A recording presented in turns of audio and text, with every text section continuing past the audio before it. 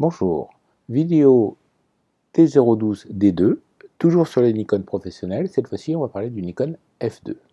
Donc, le Nikon F2 fait suite au Nikon F, est une évolution du Nikon F, avec certaines modernisations que l'on va voir, et qui offre quelques petits intérêts, quelques petites particularités à vérifier, à voir, de façon, parce que c'est un boîtier qui a été produit, alors je suis en train de le rechercher dans le bouquin, tac, tac, tac, tac, correct, pouf, pouf. Voilà, donc le Nikon F2, ça y est, j'ai la première page du Nikon F2, donc il est apparu en septembre 71, voilà, septembre 1971, et il a été arrêté, je pense, en 1980-81, 1980 certainement. F2AS, alors non, il y a que les dates de début de fabrication, il n'y a pas les dates de fin. Il n'y a pas les dates de fin. Bon, mais le F3 est apparu, qui était le modèle suivant, lui il est apparu, quand je vais retrouver la page, Nikon F3, Nikon F3 est apparu en mars 1980. Voilà. Alors, le Nikon F2, comme le Nikon F, est un boîtier totalement mécanique et qui inaugure quelque chose de merveilleux chez Nikon, ils ont dû travailler des mois et des années. Ça s'appelle la charnière. Voilà, le dos à charnière. Voilà. Ça, c'est la grande nouveauté du Nikon F2.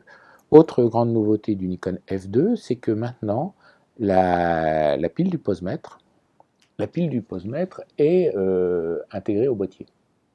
Voilà, la pile du posemètre est intégrée au boîtier et l'interrupteur du posemètre est couplé au levier d'armement. Donc il faut sortir le levier d'armement comme ça pour alimenter le posemètre. Voilà. Alors, ça a fait hurler les spécialistes. Relisez les numéros de Photargus de l'époque, hein, en disant c'est complètement idiot, mais ils vont pas pouvoir s'adapter aux nouvelles piles, aux nouveaux voltages, et ainsi de suite. Enfin bref, ce sont des gens qui ne sont jamais contents. De toute façon, toute modification les dérange. Ça leur permet de vendre du papier. Voilà. Et donc, on va commencer par... et donc, c'est un boîtier qui va de 1 seconde à 1 demi-millième de seconde. Il va de 10 secondes à 1 demi-millième de seconde plus la pause B, exactement. Alors que le Nikon F va de 1 seconde au millième de seconde avec la pause B et la pause T. Le Nikon F2 a aussi la pause T, mais elle est différente. La pause T du Nikon F était sur le barillet. Là, la pause T du Nikon F2 est sur le bouton du déclencheur. Donc on va faire un peu le tour. Donc on a une face avant avec le mot Nikon, voilà. On a le prisme qui se démonte et la face avant est attachée au prisme.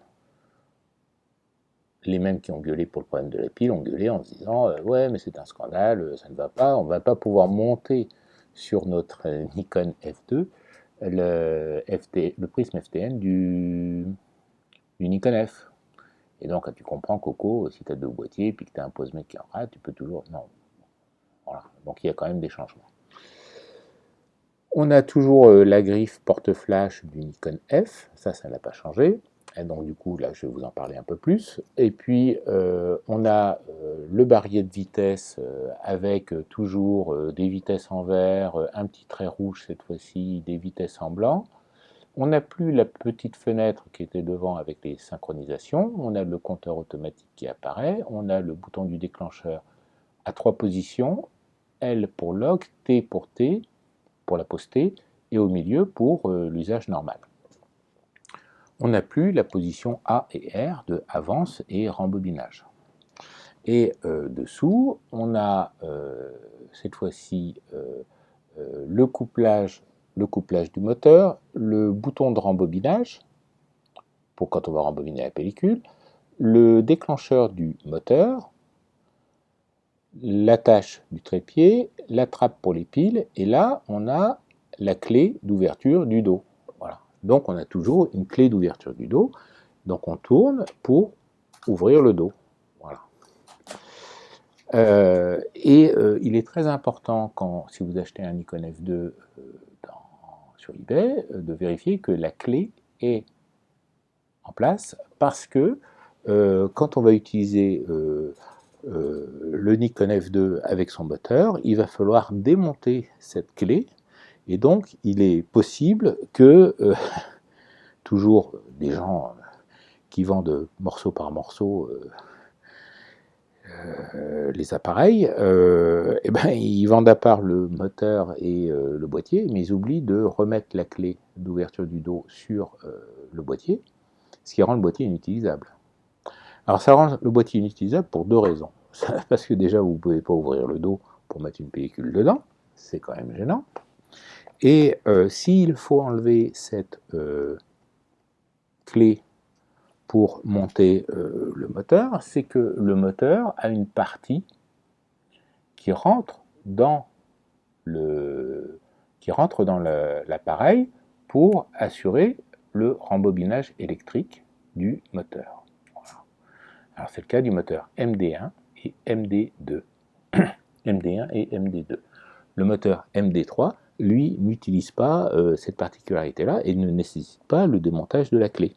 Et donc, si vous voyez quelque chose comme ça, il y a un joli trou par lequel la lumière peut rentrer, et voilez votre film. Et donc, la clé se range dans la poignée du moteur, où il y a un emplacement pour la visser pour ne pas la perdre. Voilà. Donc, si vous voyez un moteur, vous cherchez un moteur et que vous avez le choix entre deux moteurs au même prix, puis il y en a un, il y a une clé qui est dedans, ça vous fera une clé d'avance. Voilà. Parce que la clé, quand on a de la chance, c'est 20 €, puis quand on en cherche vraiment une, c'est 50, 100 €, comme qui rigole, quoi. Voilà. Le F2 a donc subi des évolutions, comme le Nikon F. Il a été produit pendant une petite dizaine d'années, et on va voir ça gentiment. Donc, on a un levier d'armement, on a un déclencheur, ça fait du bruit, on est content. On a un sélecteur de vitesse qui peut tourner de façon continue s'il y a le prisme Eyes Level. Le prisme Eyes Level, alors je ne l'ai pas montré sur le Nikon F parce que il est à oculaire rond, alors que le prisme du Nikon F, il y a deux versions, il y en a une à oculaire carré et une à oculaire rond. Celles à oculaire carré sont plus anciens, celles à oculaire rond sont plus récents. Voilà. Je ne sais pas exactement quand la modification a eu lieu.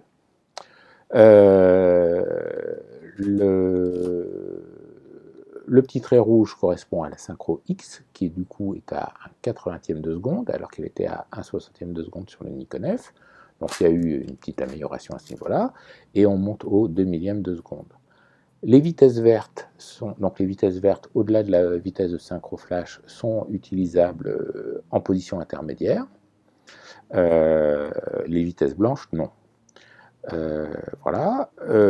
Si on met la collerette sur le dessus, sur la position L, le déclencheur est verrouillé.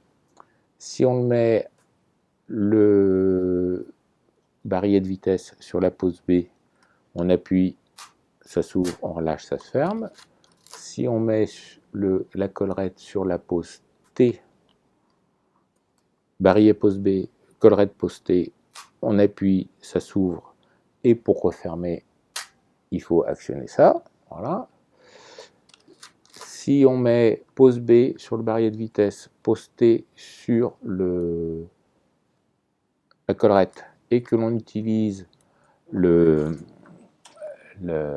sur le levier du retardateur de vitesse, ça commence déjà à, voilà, hop, sur le retardateur de vitesse, on a un trait rouge, et puis après on a des chiffres 2, 4, 6, 8, 10, et un petit ergot noir. Si on met par exemple sur sur 8, eh bien, et que l'on va déclencher, on va avoir un temps de pause qui va durer 8 secondes.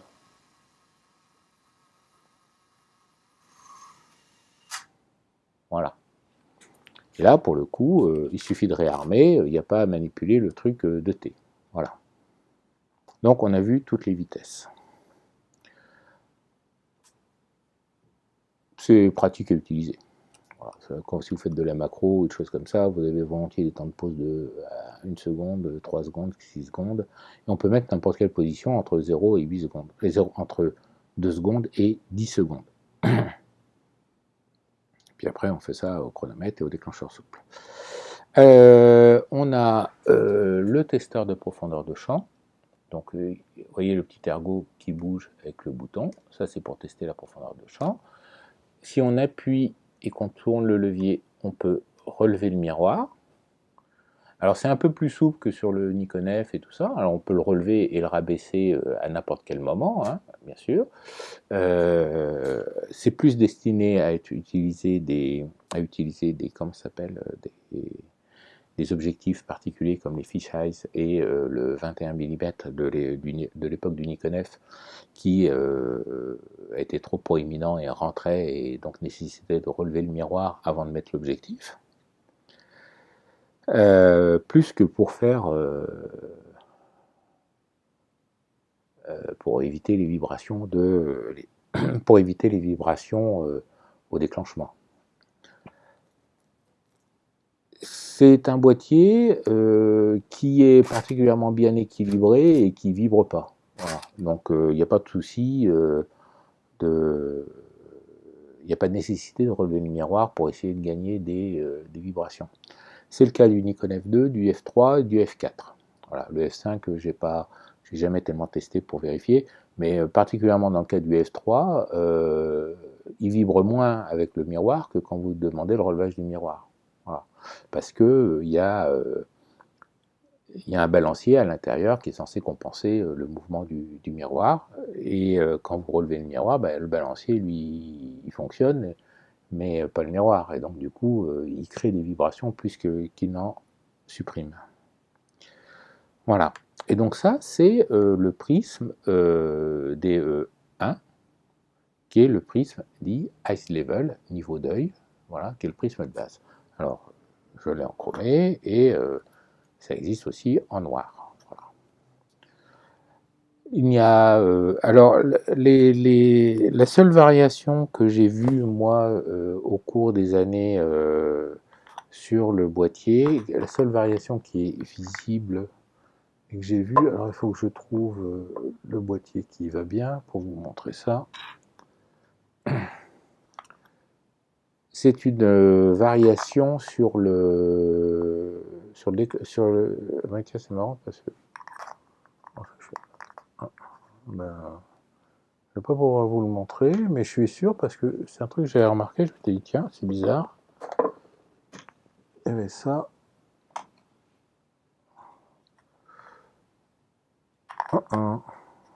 Bon. Mais j'aurais pas dû le revendre celui-là. Bon. Il y avait une variation sur l'index le bras de fermeture du diaphragme. Et je suis en train de m'apercevoir qu'aucun de mes boîtiers là, alors que je suis sûr d'en avoir eu un avec un index différent. Bon. C'est une série, j'aurais pas dû le revendre. Bon. On finit le tour du propriétaire. On a donc une prise, alors ça j'en ai pas parlé pour le Nikon F, mais bon, la vidéo sur le Nikon F était déjà assez longue. C'est la même prise de fixation de flash du Nikon F, et il y a un adaptateur qui s'appelle le AS1 pour le Nikon F2, qui se monte autour de la... Alors, il faut faire attention, d'y aller doucement, voilà. Ça se monte autour de la manivelle de rembobinage et ça se verrouille. Voilà.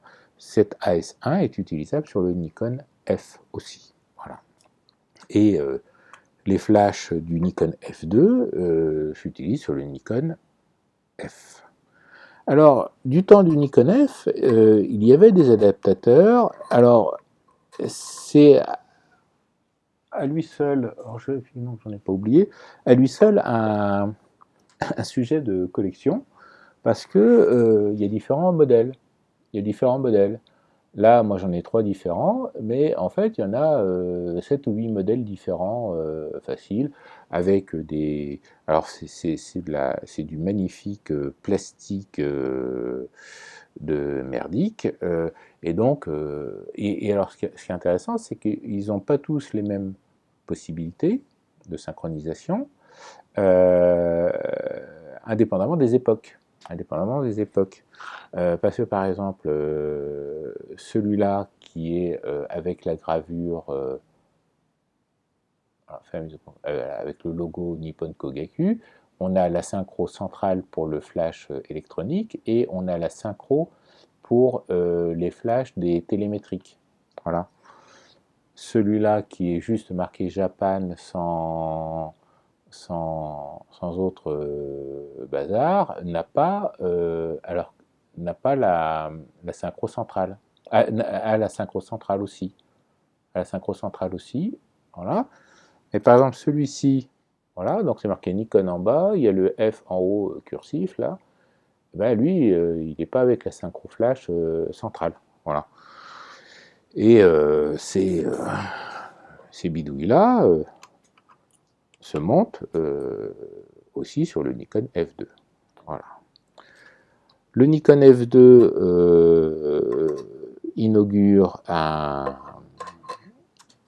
petit plot que l'on a ici, qui est un petit contact électrique qui est utilisé par le flash pour allumer une petite luciole, un petit néon au-dessus de l'oculaire pour vous dire que le flash est prêt à déclencher. Voilà. Chose que n'avait pas le Nikon F. Donc on a fait le tour du propriétaire au niveau du mode de fonctionnement. Les piles, ça prend 2 piles SR44 ou une pile lithium 3 volts. CR 1 tiers de N. Voilà. Donc ça, c'est le prisme DE1. Voilà. Donc le prisme DE1, je l'ai marqué là. Et il y a eu au total 5 prismes chez Nikon. Pour le F2, il y a eu 3 prismes en monture F et 2 prismes en monture AI. Parce que 1977, c'est entre 1970 et 1980, donc il a subi le changement de baïonnette, de standard de protocole de communication entre le boîtier et la baïonnette. Le premier, et donc le DP1 est devenu en système AI le DP11, et le DP2 n'a pas été reporté en système AI, et le DP3 est devenu le DP12. Voilà. Ce qui est totalement illogique, il aurait dû s'appeler DP13. Mais bon, il ne faut pas chercher de logique chez ces gens-là. Alors, on va commencer par le DP1. Le DP1, voilà, je vous laisse la joie de l'admirer. Donc le DP1, on va retrouver, on va voir la petite fenêtre qui est devant, là, qui est caractéristique des prismes type F. Et on voit les crochets de fixation sur le devant. Voilà. Parce que quand vous enlevez le prisme sur le boîtier, en fait, derrière la plaque de nom, voilà, derrière la plaque de nom, on a 2 crochets qui viennent pour le verrouillage avant des prismes. Voilà. Alors les prismes, les prismes, il y a des prismes interchangeables à 90 degrés, hein, comme le DE1 et ceux que je vais vous montrer là, et les prismes posemètre, comme je vous ai montré sur le Nikon F. Et puis il y a quelques prismes pour usage spécifique, donc il y a 3 prismes supplémentaires il y a le prisme sportif, il y a le prisme à loupe 6 fois pour la macro, et il y a enfin le viseur, et il y a le viseur Rode, je ne sais pas comment ça s'appelle en français, qui est le viseur à clapet, voilà.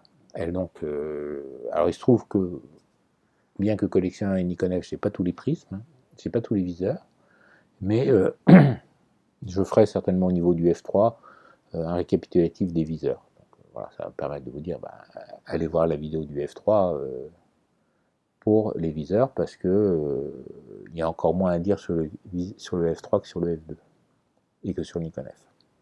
Bon, donc le DP1, comme le DP11,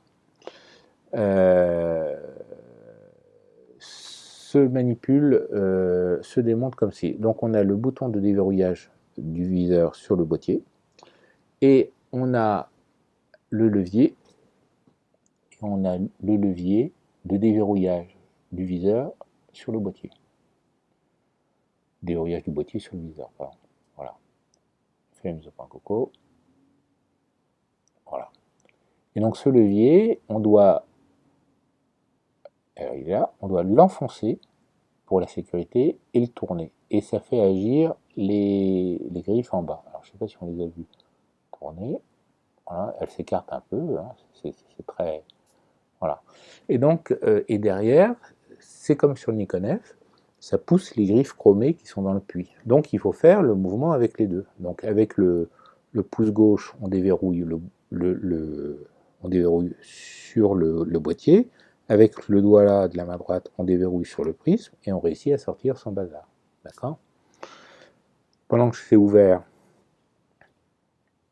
le dépoli, ah bah tiens, c'est un coup de bol ça. Le dépoli est aux mêmes dimensions que le dépoli du Nikon F, donc on peut réutiliser les dépolis de Nikon F. Sur le F2, la peinture est rouge. Voilà. Sur le F2, la peinture est rouge. Voilà. Et on a la lettre, et on a la lettre qui est là. Voilà. Et donc il y a deux types, de verres de visée.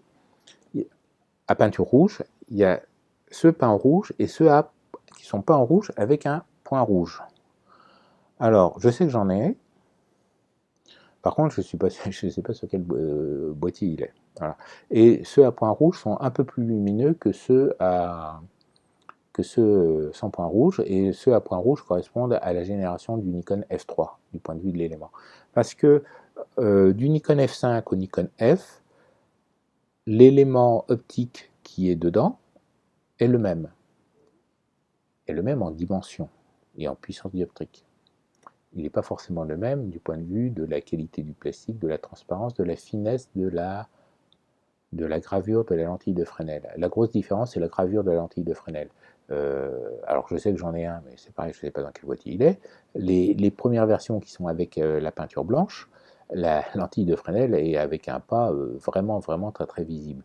Alors que les dernières versions avec le point rouge sont quasiment... le pas de la lentille de Fresnel est vraiment très très fin, il est quasiment invisible.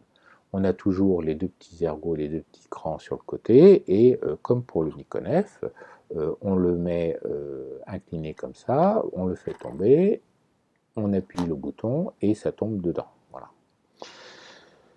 Et pour remonter son prisme, eh bien, on le met dessus et on clique. Alors, ce qu'il faut voir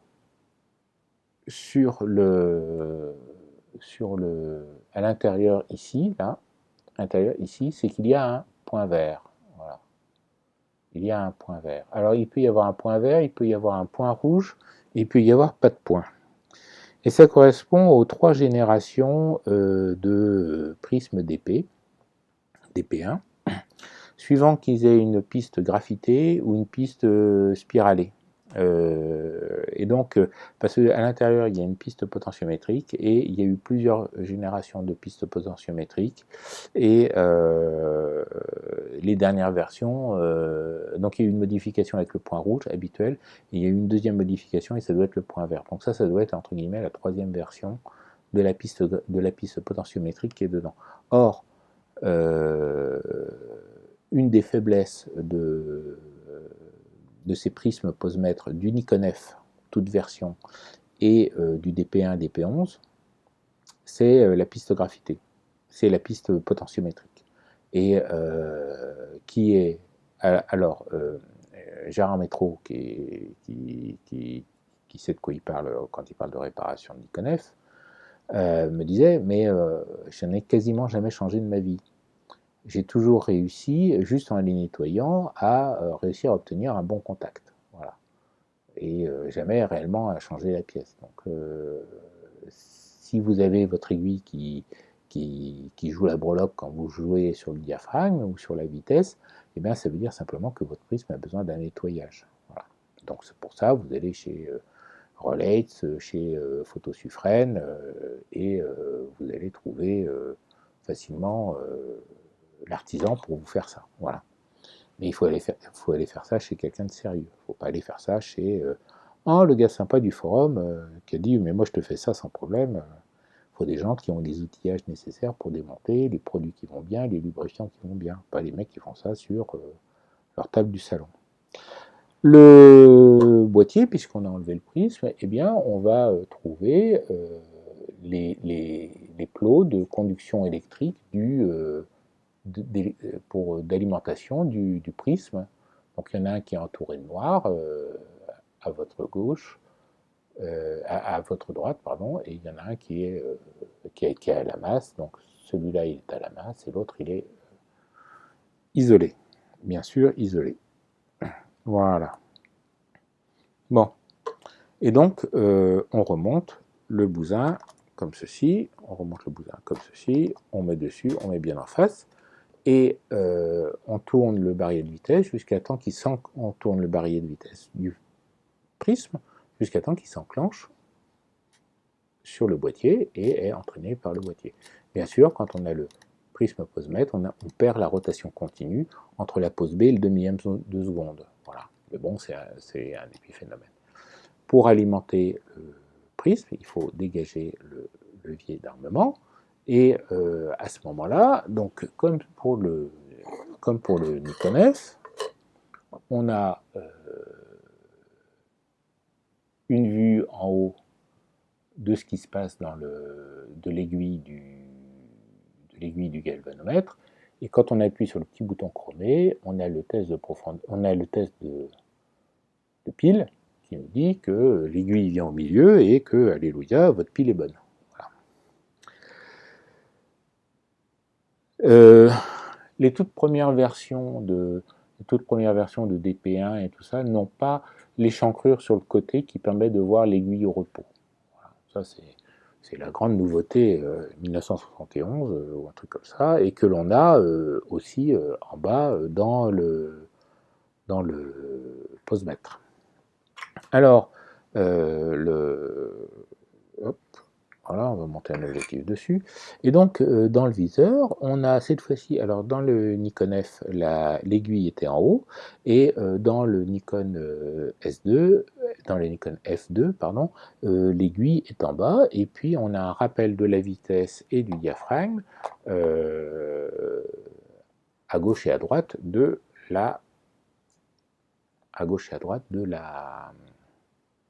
l'aiguille. Voilà, donc c'est en bas à droite, et tout ça, c'est pas mal. Et donc, quand on monte un objectif, alors je vais le faire devant vous, donc il faut, pour les objectifs à monture F, il faut un objectif à fourchette, bien sûr, sinon ça ne fonctionne pas, et puis voilà, on prend le bazar, on enquille, donc ça prend la quéquette du posemètre, on va à fermeture maximum, on revient à la fermeture. Alors là, pour l'instant, dans la fenêtre en haut, c'est marqué 5-6. Alors là, je ne suis pas sûr qu'on va pouvoir le voir. Voilà.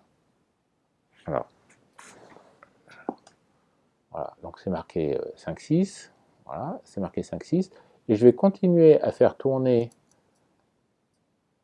la bague, le diaphragme vers sa pleine ouverture. Et là, on doit s'être arrêté sur 2-8. Voilà. On s'est arrêté sur 2.8 parce que l'objectif est à 2.8. Voilà. C'est un magnifique 45 GN, voilà, donc il est ouvert à 2.8. Voilà. Et comme ça, le boîtier sait quelle est la pleine ouverture de l'objectif.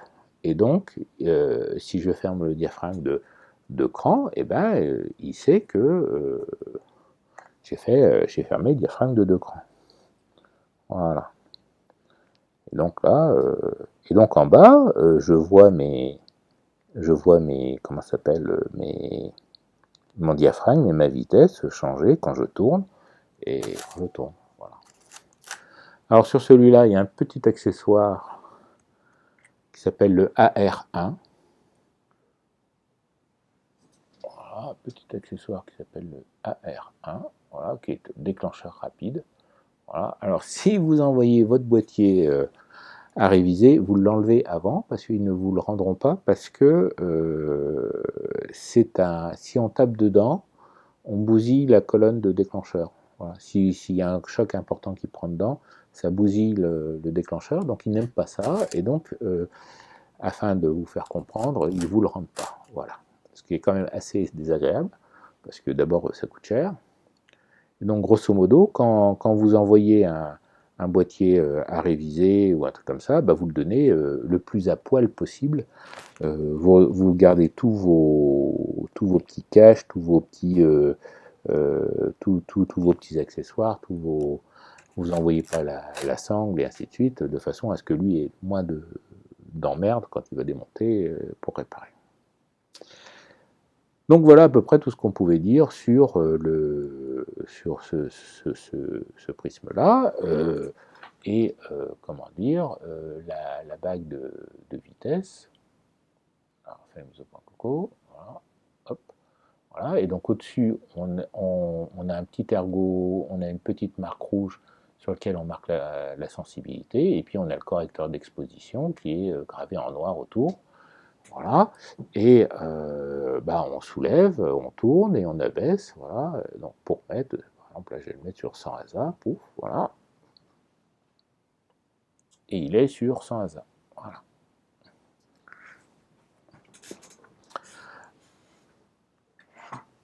Il n'y a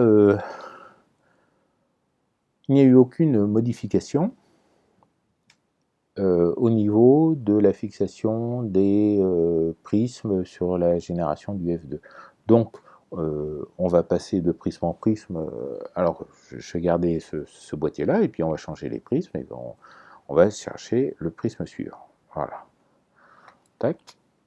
Donc, le prisme suivant, c'est le prisme DP2. Alors, le prisme DP2 est un prisme...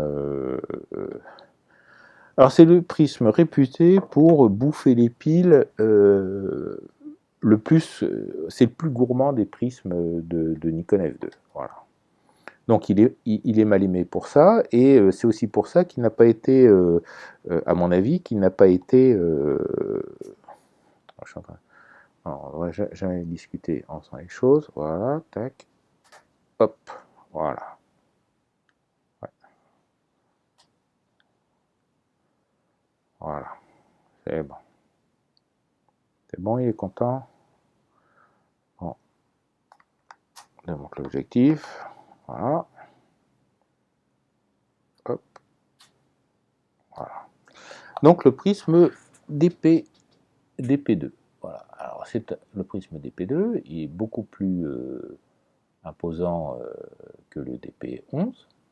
DP1 et DP11, c'est pareil. Il a la quéquette en dessous pour prendre la fourchette, et voilà.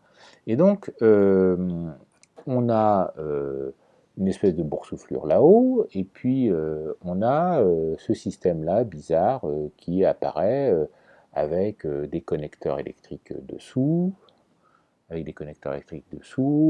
micro-switch le micro-switch est là, les connecteurs électriques sont là, voilà. Et ça permet d'utiliser la servocommande de diaphragme, qui s'appelle DS1 ou DS2, qui permet de,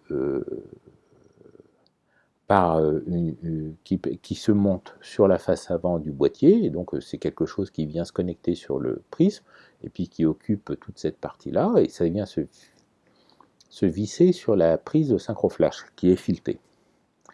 Et ce système-là permet de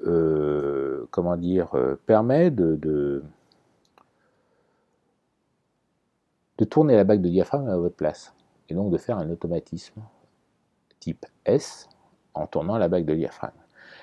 La DS1 et la DS2 se montent sur le DP2 et le DP3. La version AI, qui s'appelle la DS12, ne se monte que sur le DP12.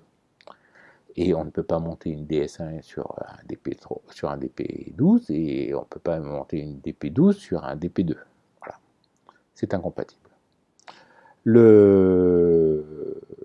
L'entraînement des objectifs type F se fait par entraînement au niveau de la fourchette. Donc il y a une espèce de bague avec deux crans qui vient de prendre la fourchette et qui entraîne la fourchette et donc la bague de diaphragme. Voilà.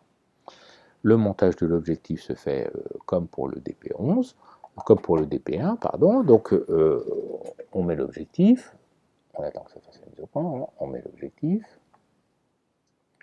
on va prendre l'ergot à 5,6, on va un coup à la fermeture F22 et on revient en arrière et on va de nouveau voir dans la petite fenêtre qui est là,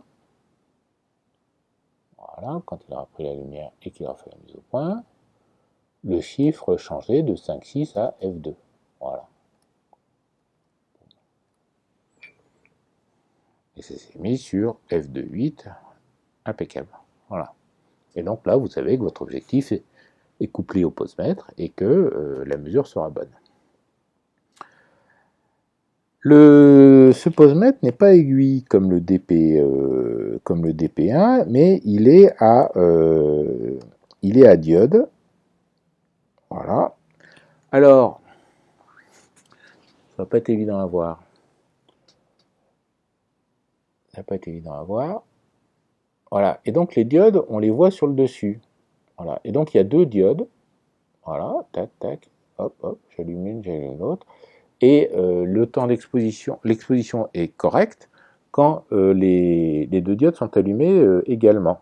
Voilà. Alors moi personnellement c'est un système, excusez-moi je reviens dans le champ, moi personnellement c'est un système que je trouve très très bien. Parce que finalement c'est très rapide à régler, et puis la latence, le réglage entre les deux diodes est très intuitif. Voilà, parce qu'il faut qu'elles soient illuminées de la même quantité. C'est un réglage que l'on a aussi dans le Leica M6 à 2 diodes, ce qui n'est pas le cas du M6 TTL ou du M7 ou qui est à 3 diodes, mais personnellement je trouve ça beaucoup mieux. Et puis bon, les diodes on les voit à l'extérieur, donc ça vous permet de régler en loose D votre bazar, voilà, et puis clac, vous cadrez, voilà. Donc ça c'est pas mal. Ça c'est pas mal. Le F le DP1 ou le DP11, ben on voit l'aiguille au-dessus, donc on peut le faire aussi, et c'est le cas aussi de tous les prismes FT, Photomic T, Photomic TN, Photomic FTN du Nikon F. Voilà. Ça c'est très pratique. Et on avait aussi le rappel du posemètre à l'extérieur sur tous les Nikormat FT. FT, FTN, FT2, FT3. Et hélas, ça s'est perdu. Mais sur les boîtiers numériques, et ben maintenant, on a aussi la balance qui s'affiche des fois sur certains modèles à l'extérieur. Donc c'est revenu. Alors, comme je vous dis, il est réputé bouffer les piles d'une manière phénoménale. Bon.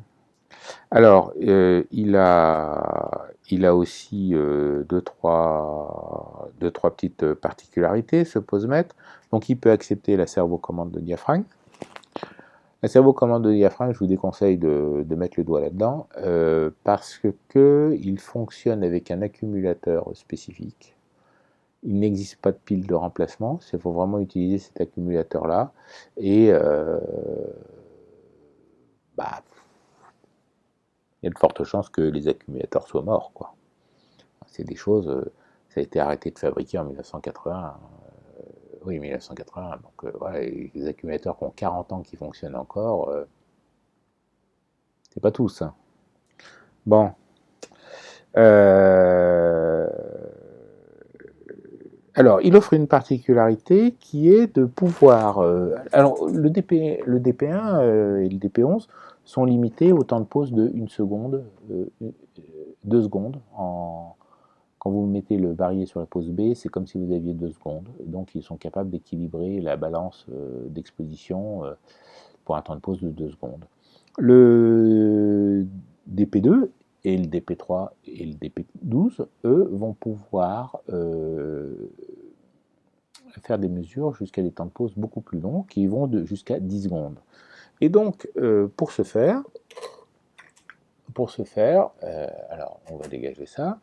Donc, on a la pause B, là, quand je tourne le barillet de vitesse, là je passe à 1 seconde, là j'ai la pause B, et si j'appuie sur le petit bouton chromé qui est dessus, je peux continuer à tourner, et là je fais apparaître les chiffres rouges. Donc là c'est 8, le point c'est pour 10 secondes, 4 secondes, 2 secondes. Voilà. Et donc le pause-mètre, lui, continue d'être couplé pour ces temps de pause-là. Voilà. Et qui s'utilise en conjointement avec, comme je vous ai montré, on met la collerette sur pause T, on met sur pause B et le retardateur sur le temps de pause voulu. Voilà. La sensibilité se change en soulevant la collerette, on soulève la collerette et on tourne, et on a un petit point rouge, et un compensateur d'exposition. Alors, le compensateur d'exposition, que ça soit sur le Nikon F ou sur le Nikon F2, est intéressant à comprendre son fonctionnement parce que, notamment si vous changez les verres de visée, certains verres de visée, en fonction de certains objectifs, demandent des compensations d'exposition. Parce que la mesure de l'exposition se fait derrière le verre de visée. Et il y a des verres de visée particulièrement transparents, donc qui demandent des compensations d'exposition, ou des verres de visée qui vont être qui liés avec certains objectifs vont être un peu trop denses, un peu trop opaques, et vont nécessiter une compensation d'exposition. Suivant comment je ferai, quand je parlerai des viseurs, je parlerai aussi des verres de visée. Voilà. Le verre de visée standard chez Nikon, c'est le verre de visée type K, qui a au centre un prisme à champ coupé et autour une couronne de microprisme. Voilà. Donc ça, c'est le verre de visée K, qui est le verre de visée entre guillemets standard. Mais il y a certains boîtiers qui étaient livrés avec des verres de visée B, uniformément dépolis, ou des verres de visée type J, où il y a juste une tache de microprisme au centre. C'est le cas du Nikormat EL, c'est le cas de certains Nikormat FT, FTN, où on disait que pour les amateurs, c'était entre guillemets bien suffisant. Voilà. Bon, donc ça c'était le prisme DP2.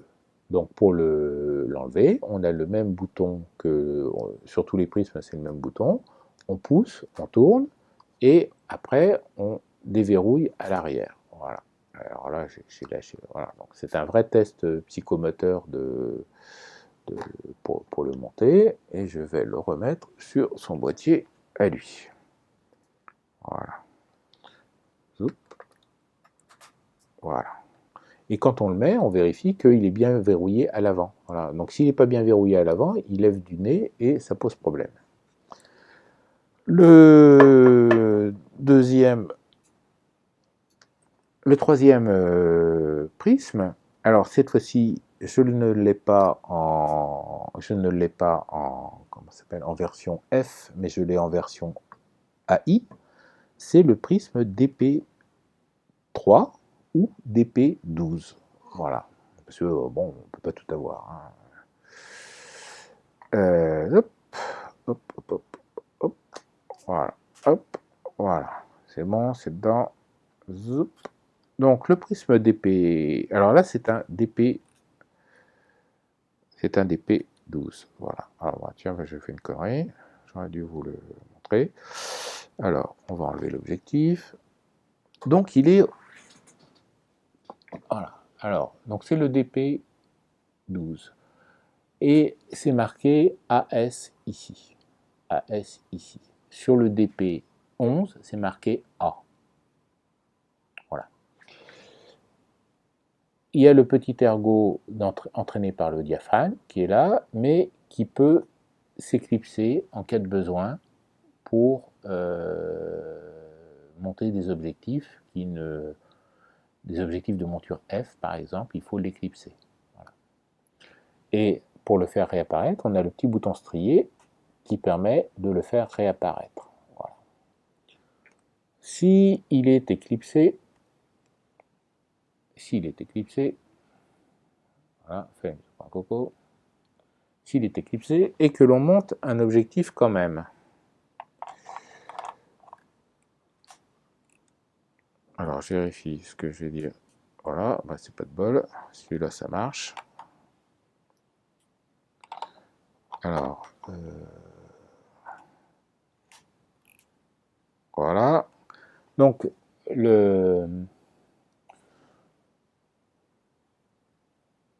alors, s'il est éclipsé, voilà. Donc, parce que sur cet objectif-là, il n'y a pas le problème. Mais voilà. Alors, fait un mise au pain coco. Et que l'on le fait réapparaître, voilà, il peut ne pas prendre l'ergot du. Il peut ne pas prendre l'échancrure pour l'indexation AI. Et donc, on peut dans ce cas-là pousser le bouton vers l'avant, ce qui va permettre normalement de le faire engrainer. J'étais un peu trop. Voilà. Donc si voilà, si c'est comme ça, voilà, tac. Et donc vous poussez vers l'avant votre bazar, et ça, normalement ça le fait rentrer. Voilà, et ça le fait rentrer. Bon, donc c'est dans le mode d'emploi, hein. J'invente rien, c'est pas. Voilà. Et quand vous tournez la bague de diaphragme, vous tournez et ça entraîne le bazar. Donc là il a sauté. Alors, ah oui, il a sauté parce qu'il était mal verrouillé à l'avant. Ouais, il était mal verrouillé à l'avant. Voilà. Je me dis aussi, tiens, on voit étrangement bien. Il était mal verrouillé à l'avant. Du coup, si je refais ma manip,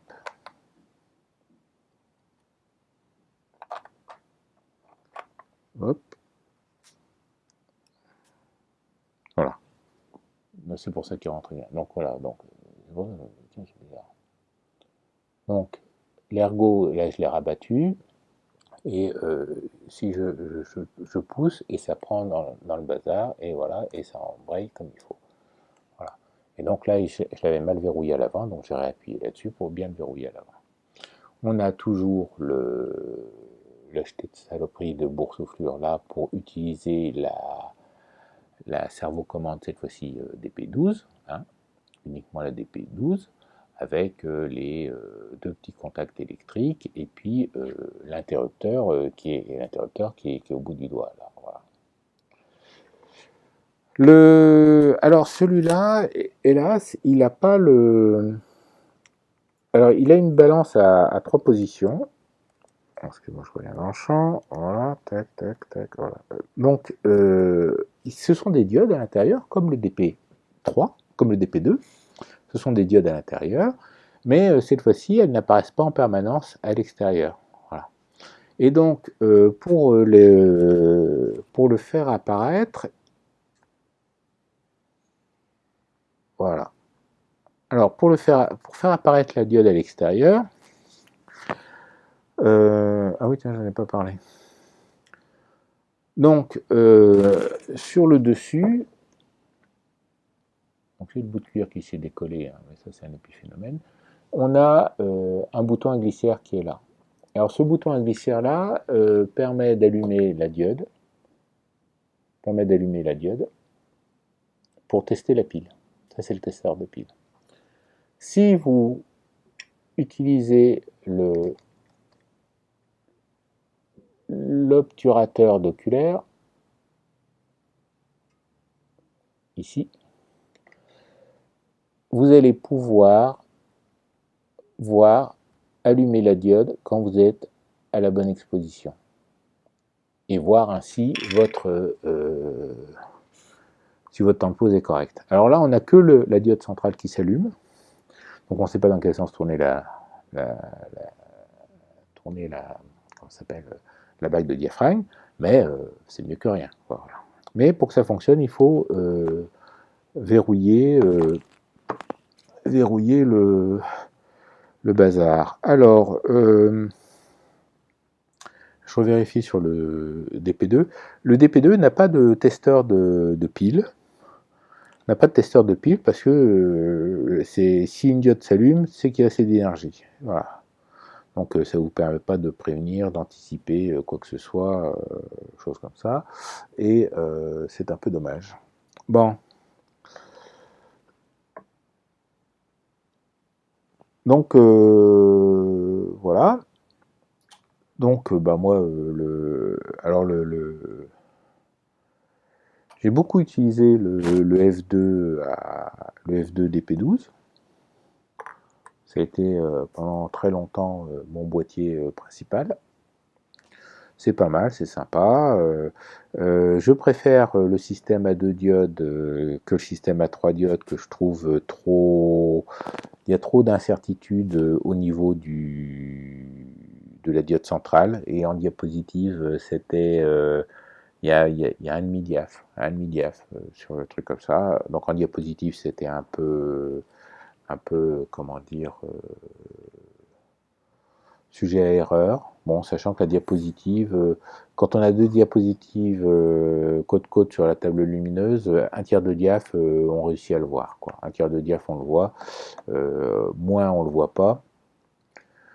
Quand on a... Enfin bon, voilà. Je trouvais que c'était un peu dommage. Donc du coup, quand j'ai trouvé un DP2, je m'en suis servi aussi pas mal. Je n'ai pas trouvé que ça bouffait des piles autant que ça. Enfin bon. Alors, je fais mes petits bricolages. Yop, yop, yop, yop. Alors, les Nikon F et le moteur. Alors, cette fois-ci, il y a eu 3 moteurs différents pour le Nikon F2. Il y a eu le moteur MD1 qui a été évolué en MD2 et il y a eu le moteur MD3. Voilà. Le moteur, comme pour le Nikon F, est à alimentation séparée. Donc,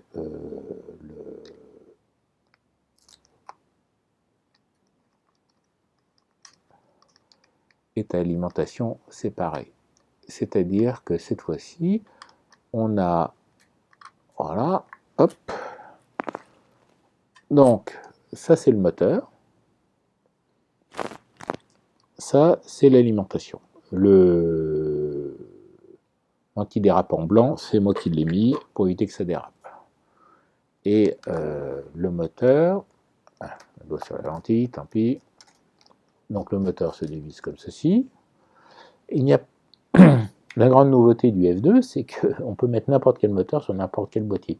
Il n'y a plus le problème de passer en service après-vente pour appairer les moteurs au boîtier. Voilà. Donc ça, c'est la grande nouveauté. Donc il faut enlever la clé de... Dans le cas du MD1 et du MD2, il faut enlever la clé d'ouverture du dos pour pouvoir le mettre. Et je vous ai dit en début, on vient la visser là-dedans. On visse le moteur. Voilà.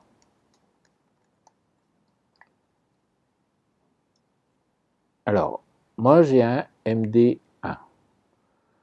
Voilà. La différence entre le MD1 et le MD2.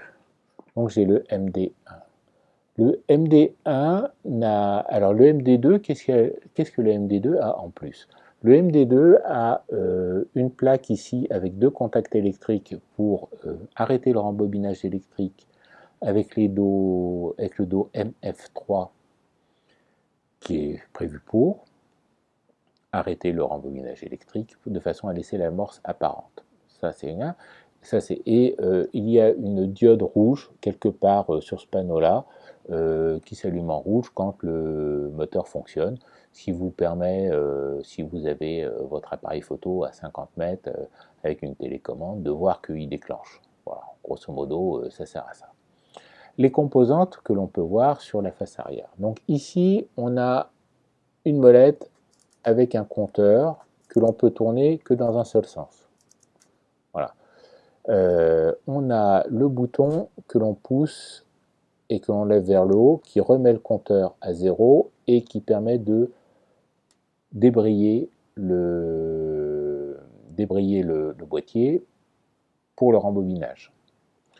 On a un sélecteur ici, il faut soulever pour tourner avec plusieurs positions sur lesquelles donc, il y a des lettres et puis il y a des chiffres. Le chiffre en vert, c'est la vitesse minimum, la vitesse la plus lente que l'on peut utiliser avec la cadence moteur. Donc ça, c'est le cadenceur moteur. Et donc il y en a un où c'est miroir up. Non, c'est pas ça. Shooter. Donc c'est la vitesse, voilà. Et donc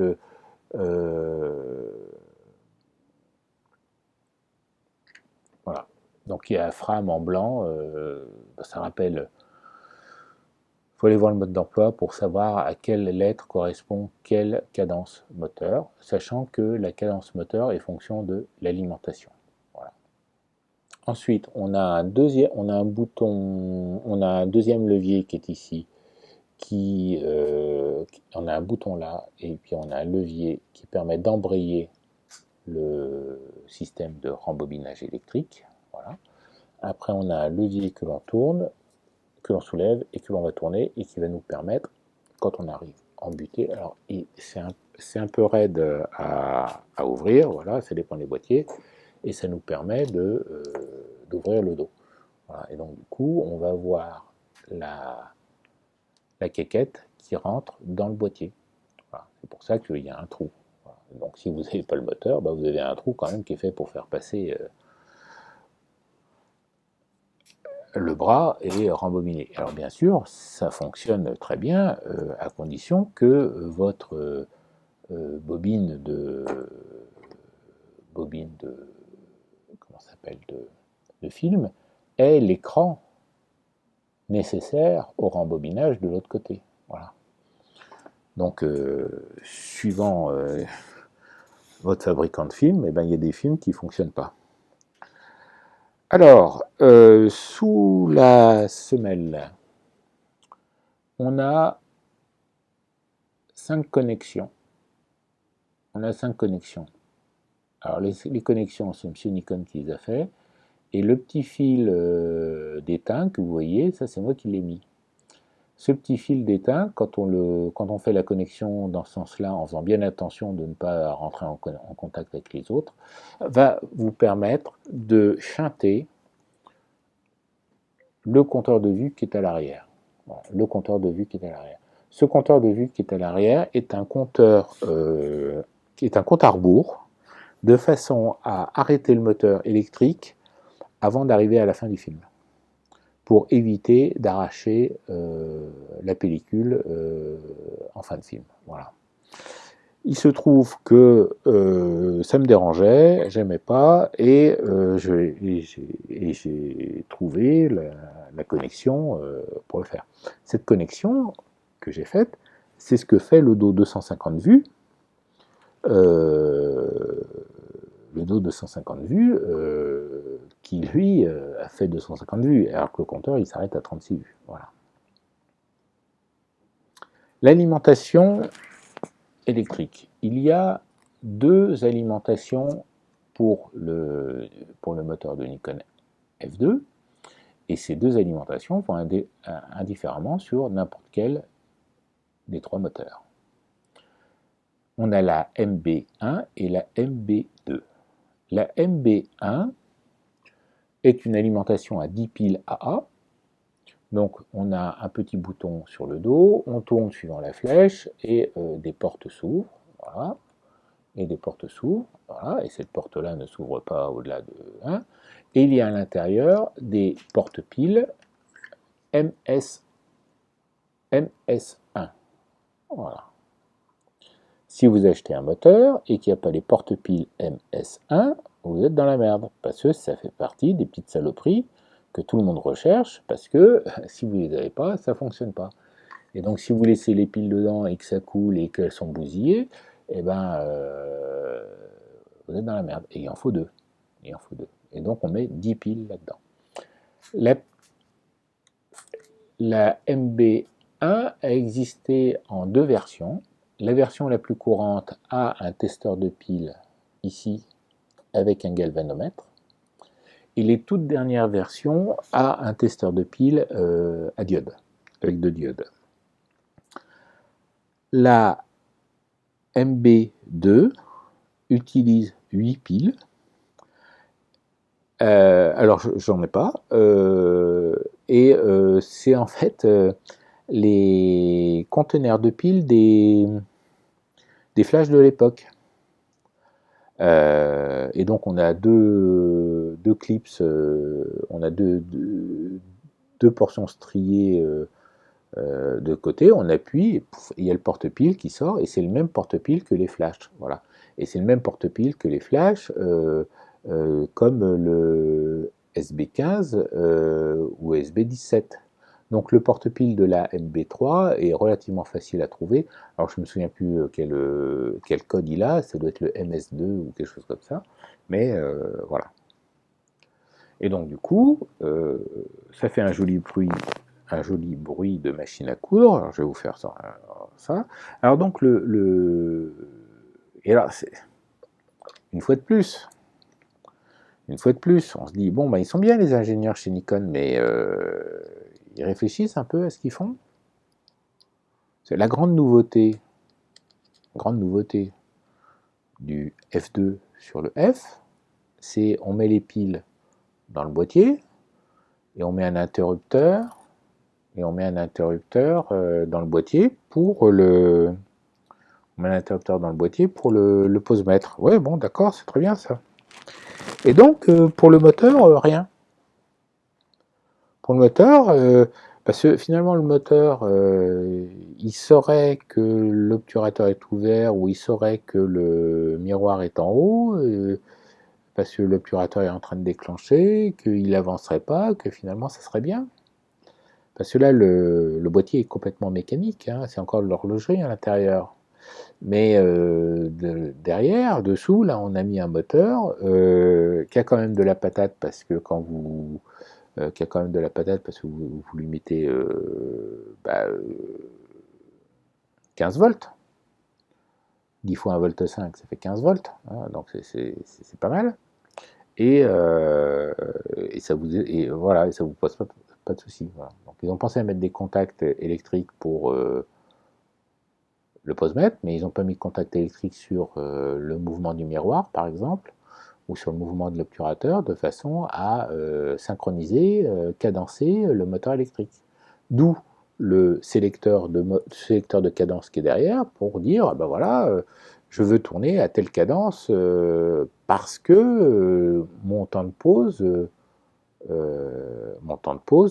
est faible. Alors je vérifie que je ne fais pas de bêtises. Voilà. Donc on a un déclencheur ici, à gâchette. Alors si on va continuer, qui peut se démonter. Donc c'est pareil. Si vous voyez le moteur électrique comme ça, si vous dites qu'il n'est pas cher, puis sur les photos il est comme ça, ça veut dire qu'il vous manque cette pièce-là, et pour trouver cette pièce-là, bonjour. Voilà. Sur lequel on a un sélecteur de mode, L pour log, C pour continuous, S pour single, et le bouton de déclencheur. Et c'est pareil, ce truc-là existe en deux versions, un avec un petit bouton rond et un avec une gâchette rectangulaire. Voilà. Gâchette rectangulaire, c'est plutôt les premiers modèles, et c'est plutôt rare, et le bouton rond, c'est... Alors bon, quand on a démonté et qu'on remonte, il faut que tout se remette en place, voilà, et tac. Donc là, je suis en single. voilà. Et puis si je me mets en continuous, ici, eh ben, j'appuie et ça déclenche. Donc là, je suis à la cadence la plus faible. J'ai changé le boîtier parce qu'il doit y avoir une déformation à un endroit qui ne va pas. Bon, on continue. Donc on a la cadence, voilà. Et puis on peut passer de cadence supérieure, voilà. Et là, donc ça c'est la cadence la plus rapide que l'on peut avec le miroir couplé. Et il y a une cadence supérieure que l'on peut utiliser avec le miroir en haut, voilà. Voilà. Et ça débobine du film et choses comme ça. Donc on monte à 5 images secondes avec le miroir relevé et bien sûr moins avec les autres valeurs. Avec les autres valeurs. Bon, comme je le disais,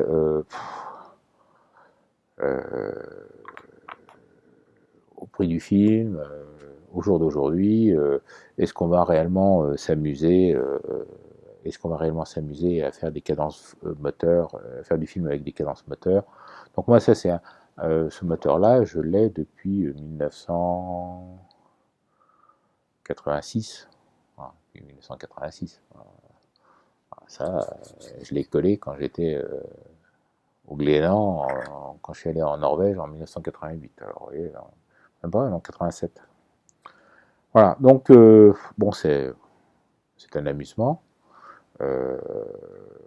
Voilà, c'est tout. Donc, ceci, alors le MD3, lui, est un moteur simplifié. C'est un moteur simplifié. Il n'a pas le rembobinage électrique. Il n'a pas. Il a aussi le compte à rebours pour éviter d'arracher le film. Donc, mais on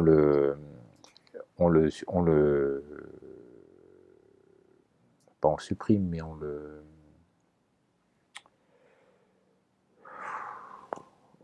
chinte de la même façon parce que ça se fait au niveau des prises. Alors le dos MD3 ne peut pas utiliser le dos 250 vues. Et c'est pareil aujourd'hui. Qui va faire du 250 vues? Vous voyez ce que je veux dire?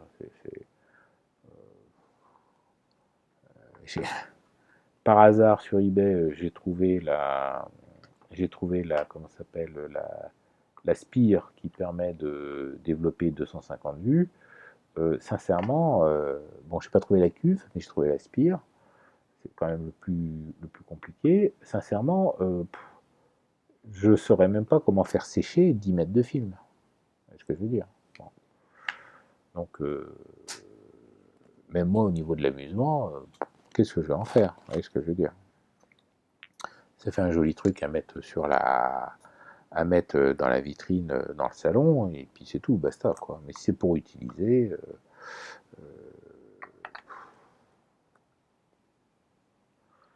je vois pas trop l'intérêt. Voilà. Donc, on a fait le tour du F2. Soyez éco pour essayer de comprendre, optimiser. Et puis on se retrouve dans une prochaine vidéo sur le Nikon F3. Au revoir.